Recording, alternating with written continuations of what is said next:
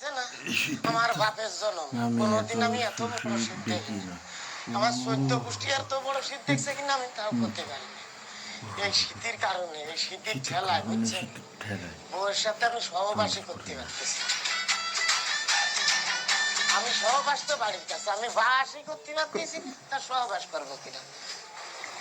জিজ্ঞেস করো কেন? কেন ভাই? আর কোয়েল না রে আপা, ওই যে গোসল করতে পারি না, পানি পানি দেখলে মনে হয় কি জানেন, বাঘ।